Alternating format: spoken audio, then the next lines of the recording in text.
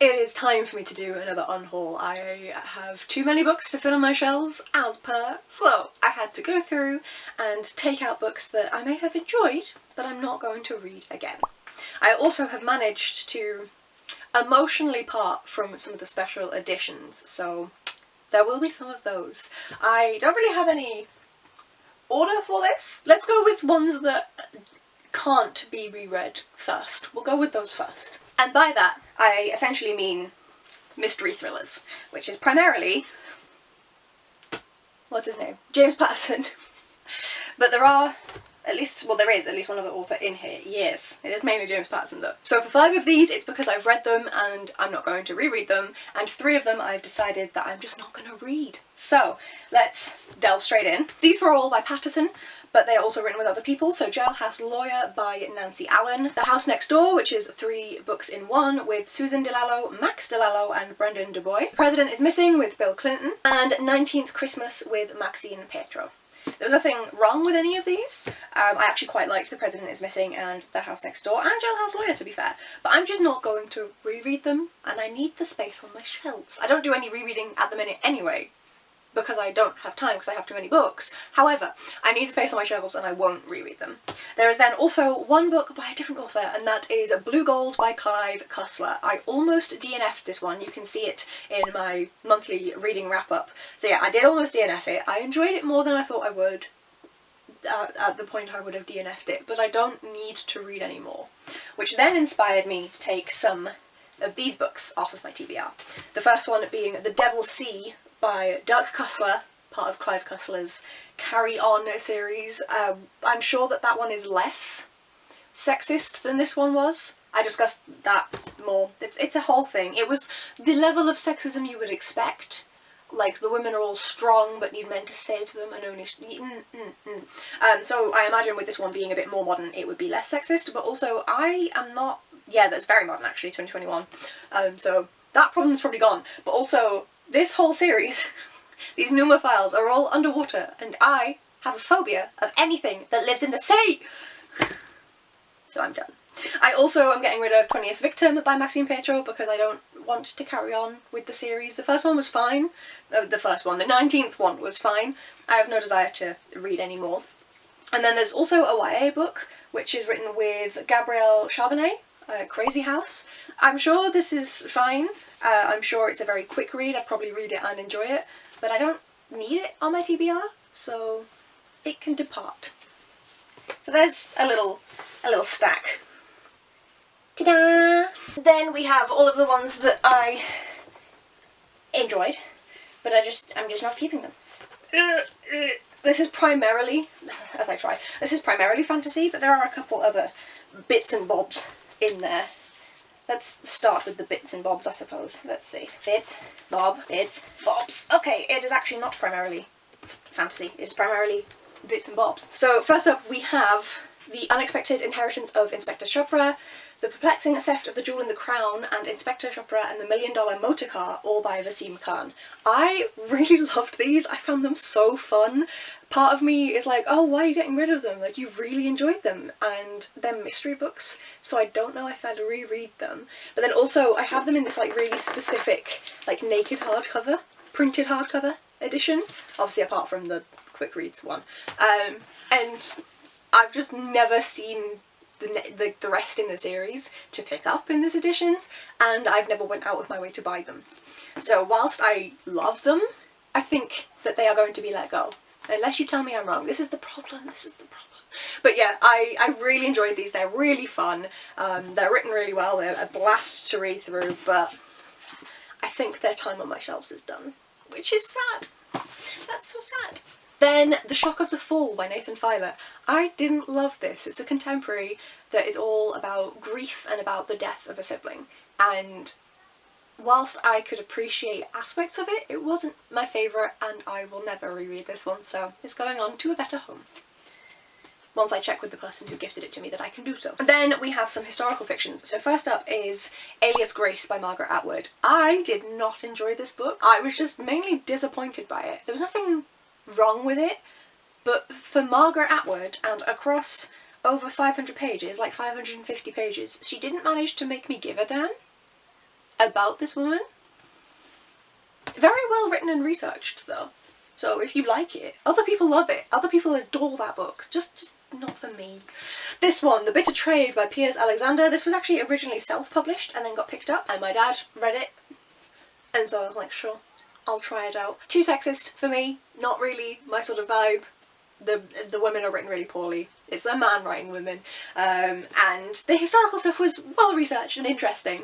It's actually a period that I don't usually read about. Does it tell me on the back? 1688. I don't read much about that period, so I did enjoy that, but I will never read this one again. And then Triflers Need Not Apply by Camila Bruce. So this one I did enjoy, but I won't read again, partly again because it's another kind of thrillery style one where there's a lot of death, and we know who's doing the murdering, but it's just kind of whether or not she's going to be figured out.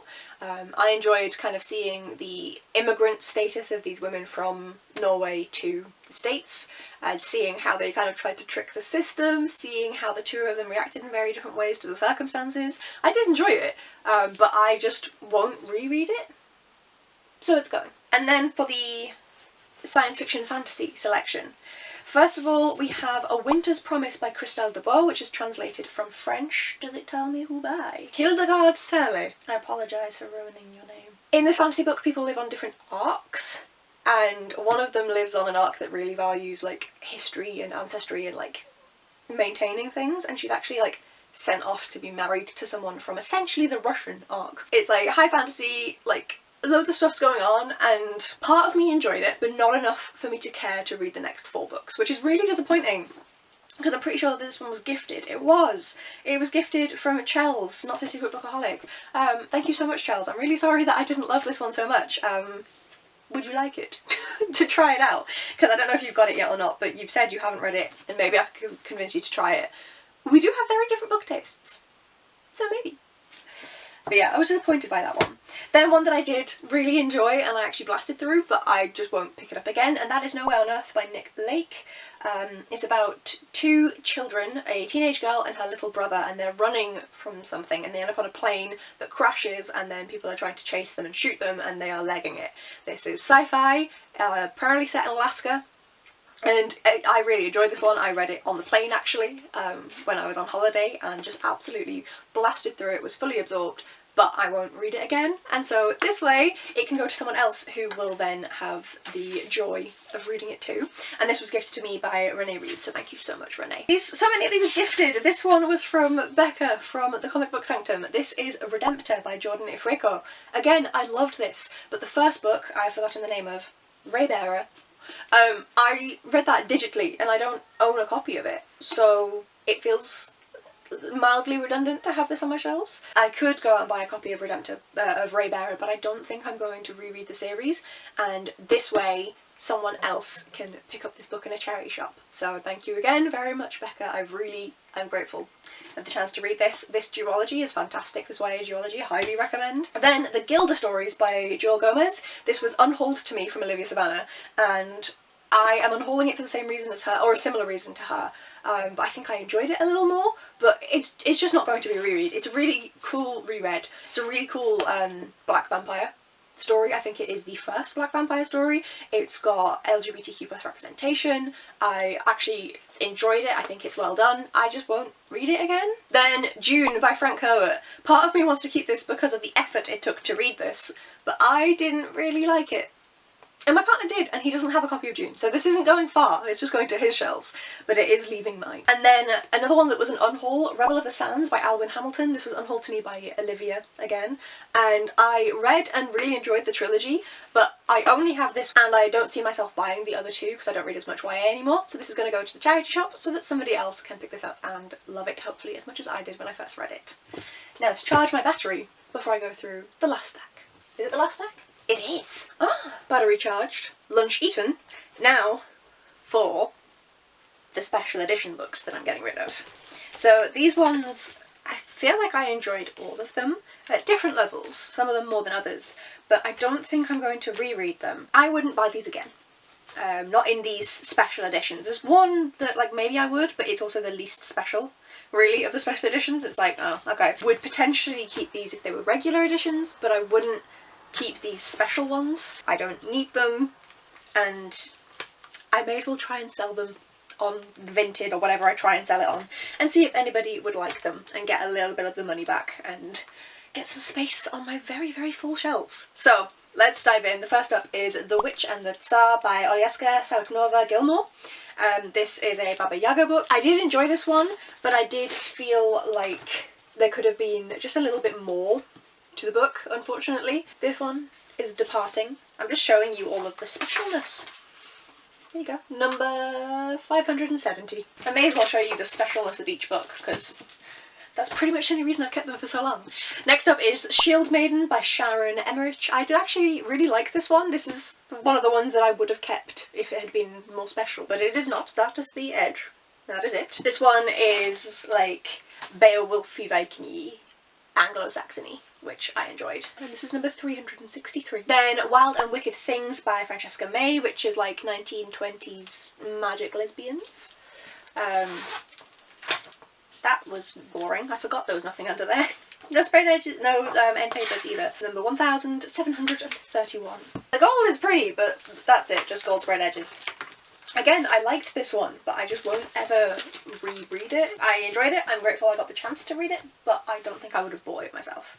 This one, Silver Under Nightfall by Rin Pecco. I was really annoyed because I never got an email from Goldsborough if they did the next book in this duology. I don't know, because I looked it up a while ago and have the memory of a sieve, but also they never emailed me.